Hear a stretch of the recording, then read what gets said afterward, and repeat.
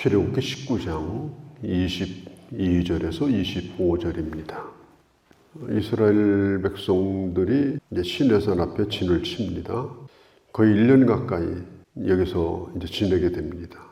모세가 시내산에 하나님의 율법을 받으러 올라가기 전에 하나님께서 주시는 말씀을 순종하고 그리고 그 말씀을 따를 것에 대하여 하나님께서 미리 말씀을 하시고 또 백성들도 어떤 말씀을 하시든지 순종하겠다 이렇게 약속을 합니다. 이스라엘 백성들이 말씀을 받을 준비가 다 되어 있을 때 그때 시내산에서 아주 특이한 그런 현상들이 일어납니다. 우리가 이것을 하나님의 나타나심의 현상이라고 말해요. 이것을 한자로는 현 이렇게 말합니다. 우리는 하나님의 형상을 볼 수가 없습니다. 왜? 하나님의 형상이 없어요. 하나님은 영이시기 때문에. 그러나 하나님이 오늘 이 가운데 임하고 계시다라고 하는 것을 알 수 있는 현상들, 이제 그런 것들은 성경에 많이 나와 있습니다. 오늘 이 본문 같은 경우는 연기도 피어나고 천둥 소리도 나고 마치 불이 난 것처럼 그런 화염이 타오르고 그리고 큰 그 나팔 소리가 점점점 커지고 이건 누가 보더라도 쳐다보기만 해도 두렵고 겁이 납니다. 그리고 분명히 지금 저 산 안에서 지금 뭔가 일어나고 있다. 이걸 누구든지 다 느낄 수가 있어요. 특별히 이제 나팔 소리가 점점점 16절에 보니까 크게 들렸습니다. 이것은 볼륨을 점점 높였다. 이제 그런 뜻이 아니고 지금 하나님께서 먼 데서부터 가까이로 이 산에 다가오고 계시고 지금 임재하고 계시다. 그걸 지금 보여주고 있는 거예요.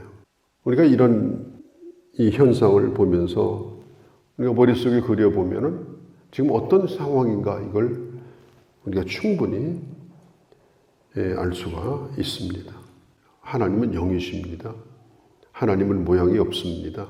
그런데 성경에 보면은 하나님의 손, 하나님의 발 뭐 이런 게 나오죠. 하나님의 손과 발을 의미하는 것이 아니고 하나님을 의인화시켜서 그렇게 표현을 하는 것뿐입니다. 그래서 하나님이 지금 일하고 계시다. 지금 하나님이 여기에 지금 계시다. 이제 그런 것을 표현하는 것은 성경에 많이 나와 있어요. 그러나 어떤 경우에도 하나님을 본 사람은 없습니다. 지금 그런 것을 염두에다 두고 이 말씀을 지금 봐야 돼요. 자, 우리가 신약에 보면은 도마서 1장에 하나님은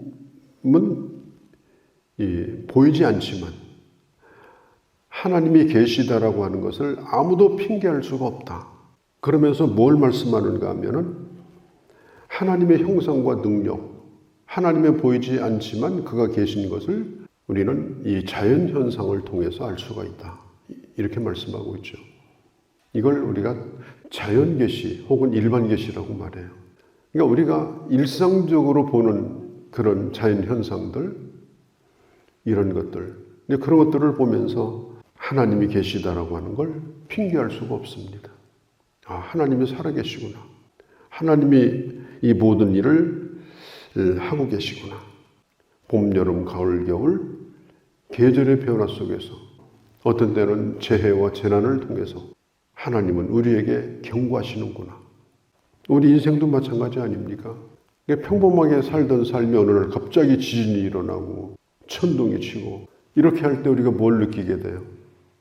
하나님이 간섭하고 계신 걸 느끼죠. 하나님 지금 내 삶에 간섭하고 계시구나. 지금 이 가운데 임하고 계시구나. 이걸 우리가 평범할 때는 잘 몰라요. 이스라엘 백성들이 하늘이 맑고 보기에 좋은 시내산을 바라보면서 야, 하나님이 정말 대단하시다. 이거 느낄 사람이 누가 있겠어요? 그런데 오늘 16절에 이런 일들이 일어나니까 백성들이 두려워하고 이 하나님의 임재를 경험하는 것처럼 우리 인생도 아주 고통스럽고 힘든 그런 일들을 겪을 때에 우리가 평범할 때는 느끼지 못했던 하나님의 임재를 우리는 깨달아야 돼요. 그리고 하나님이 오늘 여기에 임하시고 계시다. 특별히 내게 지금 말씀하고 계시다. 이 일을 통하여 하나님이 내게 주시는 그런 분명한 메시지가 있다. 요한계시록에도 보면은 요한계시록 9장에 보면 천사가 와서 그 향로에 담긴 것을 부으니까 그때에 이 땅에 번개와 연기가 피어올랐다 그랬습니다. 자연현상이 아니에요. 그 연기와 그 번개가 자연적인 것이 아니고 이 땅에 무서운 이런 하나님의 심판이 임하고 계심을 보여주고 있는 거죠. 또 열왕기상서 8장에 보면은 그 하나님의 성전에 하나님의 영광이 아주 앞이 안 보일 정도로 자욱하게 임하고 있는 걸 볼 수가 있어요. 그러니까 집을 지어놨는데 그런데 아무 일이 일어나지 않으면 여기가 하나님의 집인가? 백성들이 잘 모르잖아요. 그래서 내가 너와 함께한다. 여기서 너의 기도를 응답한다. 너의 예배를 받는다. 그리고 여기는 거룩한 곳이다. 이런 걸 분명하게 보여주기 위해서 그런 현상을 특별하게 이렇게 보여주시는 거죠. 또 이사야서 6장에 보면 우시야가 죽던 해에 이사야 선지자가 하나님의 성전에 들어가서 기도하는데 그때 기도할 때 성경에 보면은 큰 소리가 들렸다고 그랬어요. 기도할 때 큰 소리가 들리고 그리고 문지방이 흔들리고 그리고 거기에 하나님께서 임재하시는 연기가 가득했다. 그러니까 하나님은 영이시지만 하나님께서 임하실 때는 하나님의 임하시는 현상이 나타난다. 성령 하나님의 은혜도 마찬가지입니다. 성령의 은혜도 성령이 임할 때에 사도행전에 보면은 많은 그런 현상들이 나타났어요. 불이 호같이 갈라지는 현상도 나타나고 자기가 할 수 없는 언어를 말하는 현상도 나타나고 그리고 하나님의 그 임재하시는 그런 경험을 갖게 하신 것입니다. 우리가 분명히 믿어야 될 것은 하고 이런 생활을 반복해서 우리가 이렇게 하고 있어요. 그리고 늘 보던 하늘을 보고 땅을 보고 또 계절을 보고 이렇게 살지만 그러나 우리는 하나님의 임재하심을 항상 느끼면서 그리고 오늘 내 삶의 현장에 하나님이 함께 하심을 항상 인정하면서 살아가는 이런 자세가 우리에게 필요한 것입니다. 이 모세는 누구냐? 모세는 중보기도자입니다. 중재자. 그러니까 하나님과 이스라엘 백성들의 그 사이에서 역할을 하는 사람이 이 사람이 모세예요. 그러니까 모세를 가만히 살펴보면 이스라엘 백성들이 얼마나 참 속을 많이 썩였습니까? 모세의 속을 썩인 걸 생각하면 아마 모세의 입에서 저주가 나올 만할 정도로 그렇게 했어요. 그런데 모세는 단 한 번도 그런 기도를 한 적이 없어요.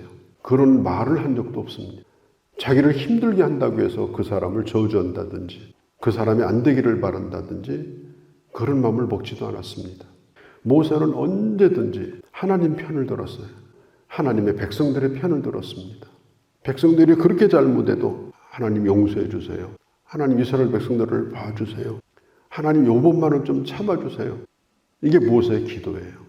또 그럴 때 아무리 기도해도 하나님이 말씀하지 않으시면 하나님의 뜻이 확실하다 싶으면 모세가 꺼내는 카드가 또 하나 있습니다. 하나님 차라리 저를 죽여주세요.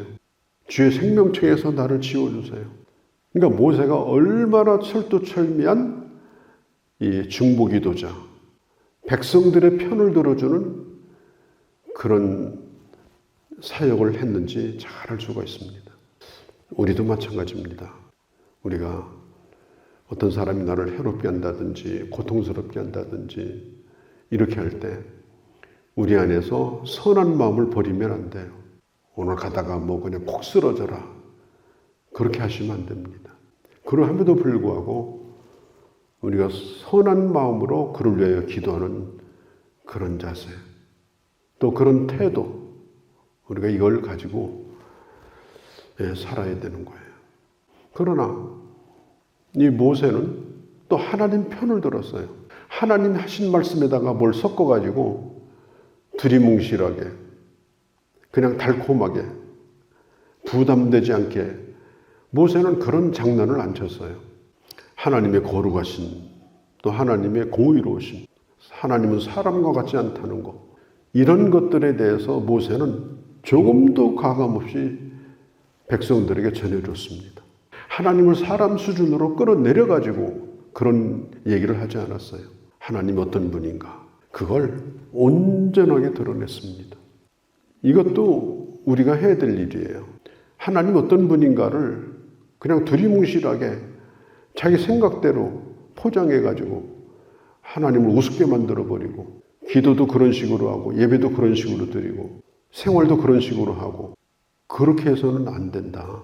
모세는 하나님 편을 철저하게 들었고, 그리고 하나님 말씀을 전했고, 특별히 이 백성들의 편에 서서 이 중재자의 역할을 아주 성실하게 잘한 사람입니다. 그리고 쭉 읽어보면은 23절에 산 주위 경계를 세워서 거룩하게 하라. 그리고 가까이 하게 하지 말라. 더 이상은 침범하지 말라. 뭔가 이제 표를 해놓은 거예요. 이스라엘 백성들에게 지금 뭘 말하는가 하면, 네가 지금 서 있을 자리가 어디니? 네가 서 있어야 될 그 경계선이 뭐냐? 그걸 분명히 알아야 된다는 겁니다. 그걸 자꾸 넘어버릇하면은 하나님께서 주시해서 보시는 겁니다. 내가 하나님 노릇을 하고, 내가 선을 그어놓고, 내가 하고 싶은 말을 하고, 이렇게 하는 것은 매우 위험한 일이다. 이걸 오늘 성경이 가르쳐 주는 거예요. 부모는 부모의 자리가 있고 부모의 선이 있습니다. 내 자식이 내 소유가 아니에요. 내 마음대로 할 수 있는 존재가 아니에요. 하나님이 그어준 선이 있어요. 또 부부도 마찬가지고, 또 자식도 마찬가지예요. 그 자기 선을 지켜야 되는 거예요. 목회자도 마찬가지고, 교회 직분자들도 마찬가지예요. 그걸 자꾸 넘어서면 그것은 대단히 위험한 일일 뿐 아니라 그것은 전혀 유익한 일이 되지 않습니다. 천둥 소리가 들리는 거예요. 그러면 하나님의 손을 대시는 거예요. 우리가 이것을 깊이 알아야 됩니다. 그러니까 판문점에 가면은 그 선이 하나 있잖아요.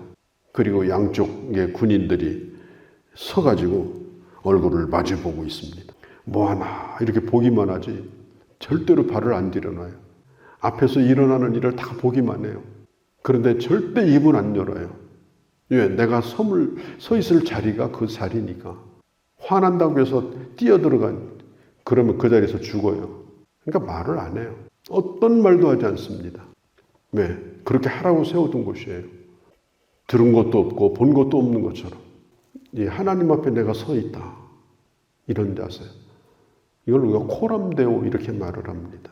이 코람이라는 말은 앞에 이런 뜻이고, 데오라는 말은 라틴어로 하나님. 그러니까 하나님 앞에서 나는 항상 서 있다. 하나님의 권위 아래 서 있다. 그분의 임재 가운데 오늘 내가 서 있다. 이제 그런 생각을 가지고 살아가는 것. 그것을 코람데오 이렇게 말합니다. 바로 오늘 이 말씀도 마찬가지예요. 21절에 보니까 백성을 경고하라. 모세에게 이르시되 내려가서 백성들에게 경고하라. 그러면 이 말씀은 왜 하나님이 이렇게 하실까? 하나님을 위해서 그렇게 하는 게 아니에요. 그 백성들을 보호하기 위해서입니다. 그렇게 하면 위험하니까. 그렇게 하면 하나님의 거룩하심이 침해를 받기 때문에 그를 내버려 둘 수 없습니다. 그래서 넘어오지 말라. 이렇게 하는 거예요. 우리를 위해서 그렇게 하는 겁니다. 우리가 하나님의 말씀을 전하는 사람들은 뭐 구역장이든 교사든 다 마찬가지예요. 하나님이 말씀하시는 데까지만 말씀하면 되고, 말씀하지 않는 걸 얘기할 필요가 없어요. 그러니까 성경이 말하고 있는 것보다 설교를 더 잘하려고 하는 사람들이 있어요. 이건 대단히 위험합니다. 하나님이 말씀하는 데까지만 하는 거예요. 성경이 말하는 자리에까지만 서는 거예요. 그걸 넘어가게 되면 이제 이단이 되고, 이단은 아닌데 좀 사이비스러운 그런 일을 하게 되는 것입니다. 오늘 우리는 이 하나님의 영광 가운데 늘 서 있는 자고, 그리고 서서 하나님의 말씀을 들어야 될 자다. 또 서서 하나님을 예배하는 자다. 또 서서 하나님 앞에 기도하는 자다. 우리는 그 앞에 서서 살아가는 자다. 그 삶을 살아가는 자다. 우리가 이런 마음을 늘 잊지 아니하고 살아가는 그런 주님의 자녀들이 되어야 할 줄로 믿습니다. 거룩하신 우리 아버지 하나님, 오늘 아침도 저희가 주의 말씀을 들었습니다. 들을 수 있는 귀를 주시고 또 하나님을 늘 임재를 느끼면서 그 앞에서 살아가는 경건한 주의 자녀들이 되게 하여 주옵소서. 이 하루도 주께 의탁하오며 우리 주 예수님의 이름으로 간절히 기도하옵나이다. 아멘. 나를 지으신 이가 하나님, 나를 부르신 이가 하나님, 나를 보내신